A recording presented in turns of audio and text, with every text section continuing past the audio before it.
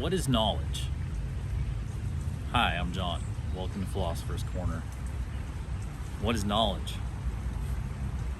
Knowledge, for starters, it's one of the basic building blocks of philosophy. And so to try to define it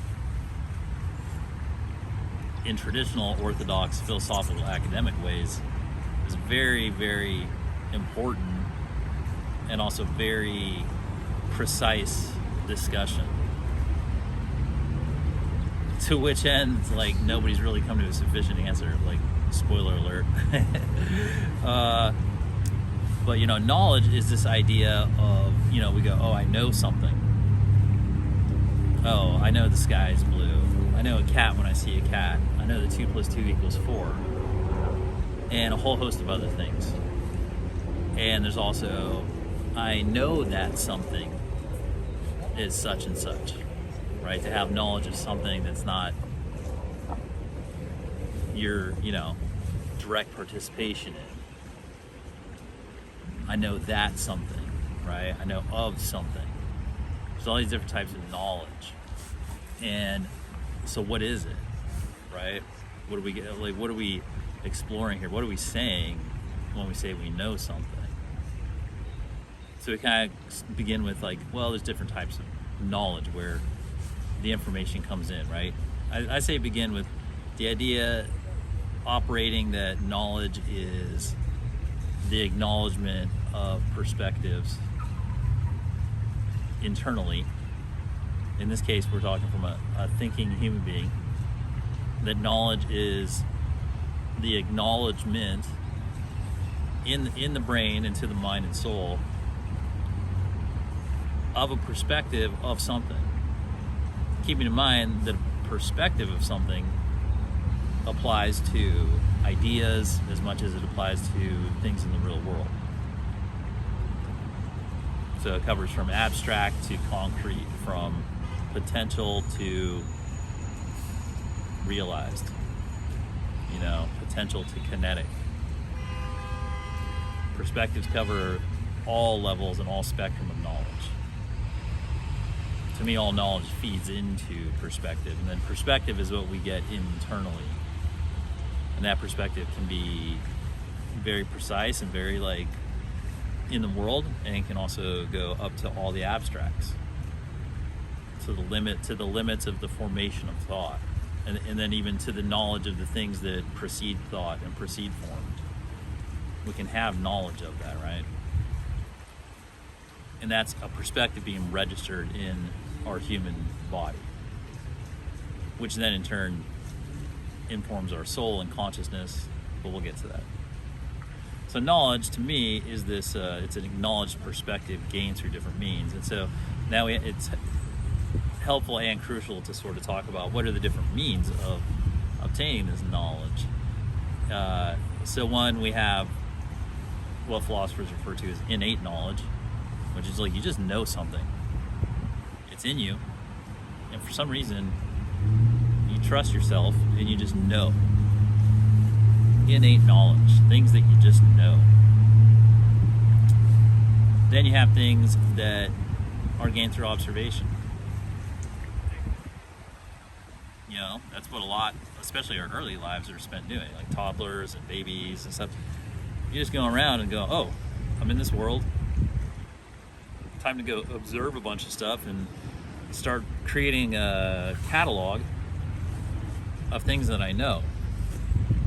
That's a dog, that's a cat, that's a table, that's food. You can eat food, you can pet a dog, don't switch the two up, you know? Like, and you go around and you observe all these different things, and you start building this categorization in your mind of all these things that you know. You know, at the same time that you're gaining this fundamental cataloging of the objects and items and things in your world in an early age, you also start getting associated abstract ideas through education or discussion or through acquaintance, right? So now we're engaging multiple types of knowledge acquisition in that time frame, right? We have observational, where we're going around, we're seeing things, we're meeting things. get an education and people are telling you things. They're sharing knowledge from other people that's been condensed, and through language, the knowledge is purportedly being transferred to you through pure vibration, by the way.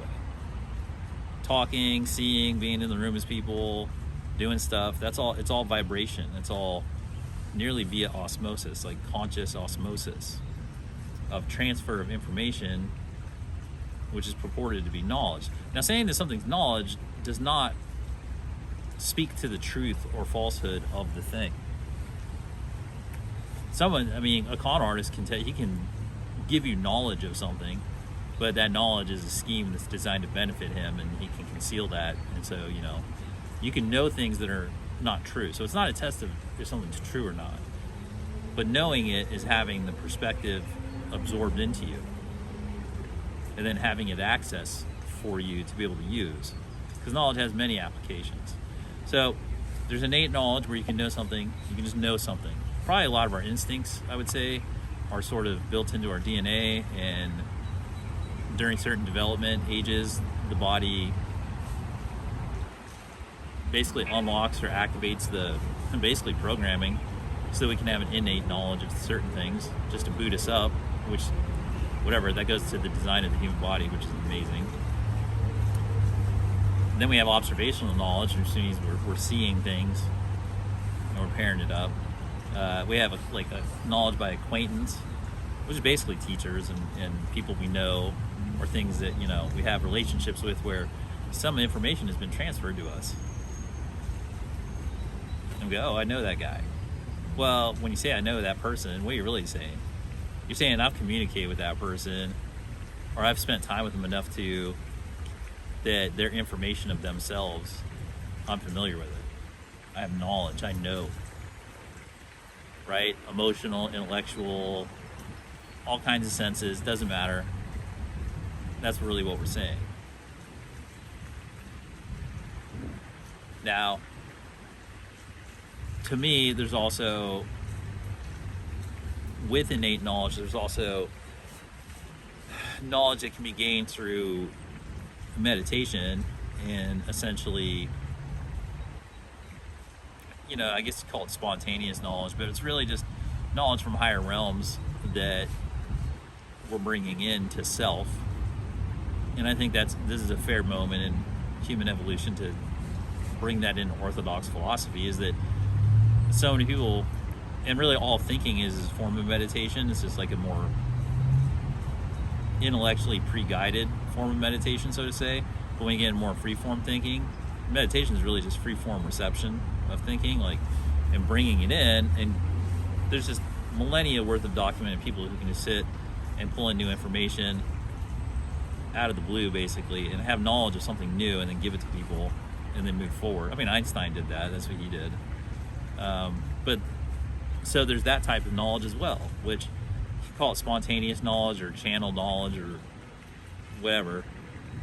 Basically, you just meditate and you get new knowledge in, and then you use it or give it to the world or whatever. But that's a totally valid form of knowledge. You can replicate it, and it's been done globally by every sort of human in every sort of situation. So there's that type of knowledge. That's a type of knowledge that spiritual institutions certainly lean heavily on, and they document and they champion that. They go, hey,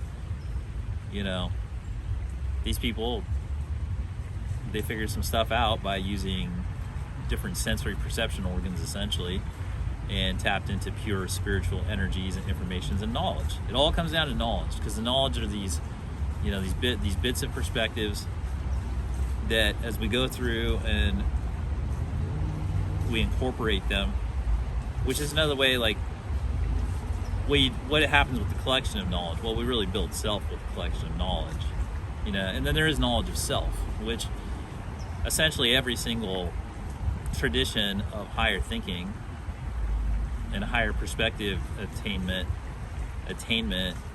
they come back to the same conclusion, that the highest form of knowledge is knowledge of self. And they universally report back that all is contained within self. So know thyself is the most important knowledge, wisdom. And that goes back to the innate knowledge. Well, where does innate knowledge come from? Well, if everything's within ourselves, then, and knowing ourselves is knowing all, well, then everything's innate knowledge, right? And then that sort of gets the knowledge momentum going. Okay, because some people get obsessed with collecting knowledge or being, being knowledgeable, or they get into knowing, and which is fine. Let's get obsessed with it like anything else, because knowledge in and of itself is just okay. It's nice, but it's the application of knowledge, right? Because I think knowledge, when you get through it and you combine it with wisdom, like knowledge and wisdom and a few other things, then you start to reach the heights of awareness, and consciousness can get activated. That we'll talk about that in another video. But knowledge are like the bricks. It's like a brick of acknowledged perspective. And sort of, it's kind of like a jig. Like, it doesn't have to be like this. I mean, it can be like whatever metaphor you want. But to me, it's a little bit like, I don't know. You're building. If in this allegory we're building ourselves with these foundational materials that we're getting through self-awareness called knowledge, then at some point, like, you built yourself, and then once you built yourself, then you go do other stuff, because you fashioned yourself out of knowledge, so to say, and then you can use it in the world. And the knowledge that you gain through the process of gaining these knowledges, it also informs you about the world and the rules of this particular world, how things operate, whatever, all the particulars because you could have been born on a different planet with different physics involved, so the knowledge in a different incarnation would be different than it is on Earth. It's particular to the planet you're built in, to the planet you're on, to the species you're born into, to the area of the planet you're in, your topography, your socioeconomic class. All the knowledges, they're different. Until you get enough knowledges to start building big data trends, and then you can start seeing the universal principles at play. Then it doesn't matter, and that's always, if you get aware enough, you'll transcend whatever culture you're born into. It doesn't mean you lose it, but you'll rise above and see higher levels of things. Just when you look around, you'll see other people who did the same thing. They popped out of their culture, and you're like, oh, hey, that's cool, you did that too. Hey, yeah, figure things out. How do you figure things out? Knowledge. So you do that. I remember, my first year at West Point is famously known as plebe year, where they strip us of all of our normal operating abilities. You can't speak unless spoken to. You have to walk around at detention out in public areas. Any of the upperclassmen can stop you. It's all kinds of stuff, and you only get, I forget what it was, like 5 responses, unless they ask you for more. And one of the things you're responsible for is knowledge. So you have a knowledge book, which is essentially helpful trivia about West Point, and then there's daily knowledge. Like, you have to know you have to read you have to scan the newspapers, know all the articles on the front page and sports page. You gotta know all the food menu items for the day, and there's like a few other things you gotta know. And you're liable for it when you're walking around. People are going to stop you and ask you any of those things, and that's called knowing. That's your knowledge. And plebe year, it sounds weird at first to do that, but it holds you accountable. It gets you in a rhythm of information, and then it sets like rules for the game for self-esteem. Because when people stop you, at first it's a put on. You're like, oh, this is weird. Oh, he's going to stop me and ask me about this thing. Oh, okay. And you don't know what it is, so you're a little terrified because they have power over you. But once you do it for a few months, it becomes good. It becomes a way for people to have conversations with you. It cuts through the power structure. You get comfortable with the fact that you can update your knowledge daily, and that knowledge is a perishable thing, and it's also a refreshing thing. So there's all these other aspects that once you just get into the routine of being held accountable for knowing something, some things that are permanent and some things that are more transient, and you can hold both in your mind. You can hold long-term truths or long-term knowledge in your head, along with sort of daily and even hourly changing knowledge. That's also a type of knowledge in and of itself, because then you have knowledge that there are different types of knowledge, and you learn to trust. So when you start taking knowledge simply just to know something, either innately, observationally, through experience, through study, through osmosis. Then you can start really playing around with things. And it'll play around with you, basically. You don't have to do anything. It'll unfold, because there'll be such an attainment that it'll start to form bigger perspectives and bigger pictures and show you more.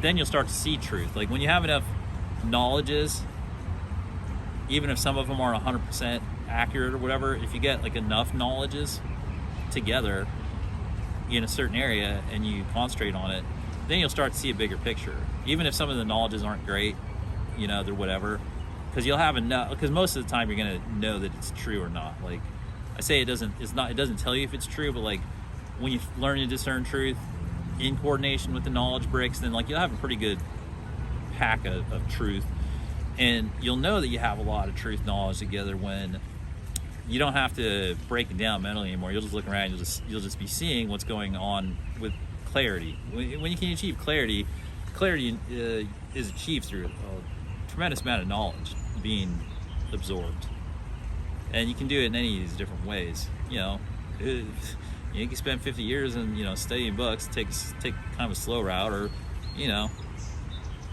you can study a little bit, do a lot of meditation. Meditation is a biohack in that way. You can gain so much time's worth of information in such a low amount of time. It's like a zip file from the universe. That's why a lot of those yogis do so well. And then, yeah, you combine it with going out and doing things, and you get a nice mix. And really, that's what life is. When you look at it, you really can't avoid that. Because even if you don't think you're a meditator or whatever, you dream. And when you dream's just a involuntary meditation every night. It's just like, here you go, your battery ran out, go meditate on that. Like, oh, but it's sleeping. Yeah, it's also meditation. Dreams are just weird things that happen while I sleep. Yeah, I mean, personally produced meditations by yourself and the universe, so usually providing you some type of knowledge. I mean, some of your best knowledge will be in your dreams. That's another way to know. Right? Look at all these great ways to know. I mean, arguably life is just about knowing. Because when we say experience, like when Jimi Hendrix asked, are you experienced? He's really saying, did you intellectually know the observational thing you did? Did those come together? Did you observe and participate in enough things and then have knowledge about it, have awareness about it, where it unlocked it into going, yeah, are you experienced? It's the same as saying, like, are you knowledgeable? Except he kind of cuts to the chase a little more with that phrasing. So yeah, knowledge is the basic building block for really getting to the deep end when philosophy starts becoming really real, and you realize, oh, this is actually a useful guide for life. Wow.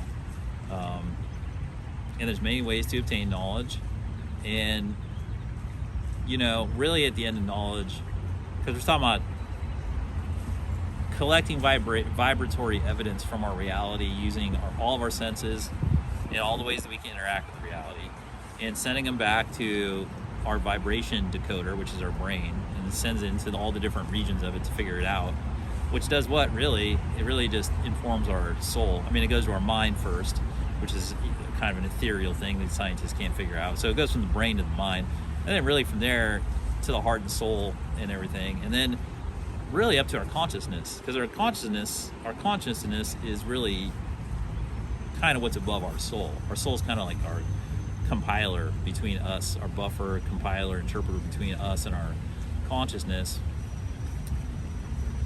So the body seems to be a process of distilling knowledge and perspective into a soul compatible format that then gets put into our consciousness.